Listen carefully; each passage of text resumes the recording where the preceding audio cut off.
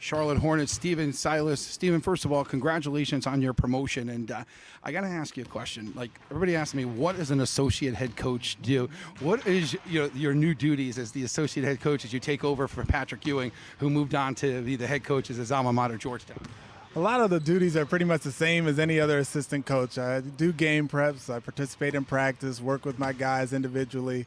What's changed is I meet with Coach Cliff a lot more. We'll talk a little bit less X's and O's and a little bit more game management, player management, dealing with personnel and that sort of thing, and maybe tinkering with practice and, more management type stuff than the actual X's and O's. So it's good for me in my preparation for whatever the next step is, and I'm really excited to have the title. Yeah, Cliff told us you've got a bright future ahead of you. He doesn't want you out of here too soon.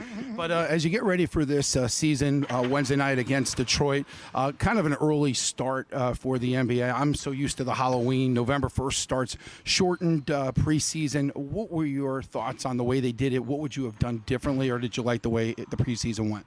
I like the way it went. It would have been nice to have a little bit more preparation time. Obviously, guys aren't in as good a shape as they will be, mid-November, but we're just going to have to deal with it and maybe play a few more guys, play guys a few less minutes, and kind of manage it that way without getting guys hurt and that sort of thing. So a little bit more time probably would have been better, but as we look at it at the end of the season, maybe we'll see that guys are a little bit more fresh with less back-to-backs and that sort of thing. The marquee acquisition in the offseason, Dwight Howard coming up from Atlanta to play here in Charlotte, reuniting with Cliff, and try to get the magic going, pardon the pun, that they had in the past. But you've seen Dwight now play on the floor with the team. What kind of a presence is he going to give you this season? Oh, in so many ways. Offensively, his paint catch game is great. He runs the floor really well, and he draws 2-3 defenders with him when he gets to the paint, and then he makes plays to the perimeter guys, or it's just a little bit more open for those guys on their catches. So offensively, he brings a lot, and then defensively, it speaks for himself. He's great rim protector, really good in pick and roll, sees things before they happen. It's nice to have the veteran presence, and then the combination of him and Cody together at the center tandem is really important for us, because we saw last year we didn't necessarily have that depth at the center position. So to have him and Cody together is really important for us.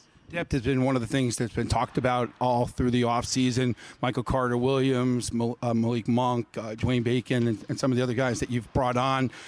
It's going to be tested early because you guys are pretty banged up, early on to start the season. Yeah, it's going to be tested right away. MKG has been out with a personal issue, and Dwayne Bacon has stepped right in and played some pretty good minutes. And he wouldn't have had this opportunity if it weren't for the injuries that we have. So, it's always next man up, but it's up to guys to take that opportunity and make the most of it, and he has for sure.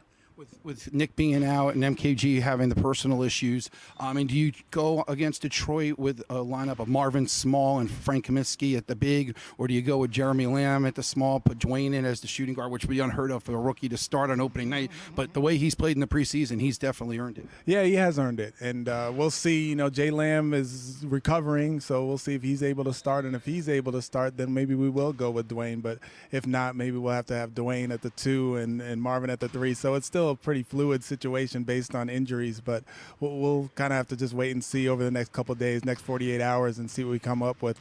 Last one, everyone talking Boston, everybody talking Cleveland. There's some good basketball teams in the Eastern Conference. You've made the improvements as you get ready for opening night on Wednesday. Where do you see the Hornets fitting in, and what are the goals for this team? Well, obviously we want to be a playoff team, and to get home court advantage would be great. But for us to improve every day is going to be the main thing, because like you said, the preseason has been pretty short, and we have a lot of improvement to do, and the adjustment to having Dwight out there, and then with Kemba running the show, and the year after being an all-star, proving that he's an all-star again, is going to be fun to see. So our improvement every day is going to be important, and that'll be the key to us making the playoffs.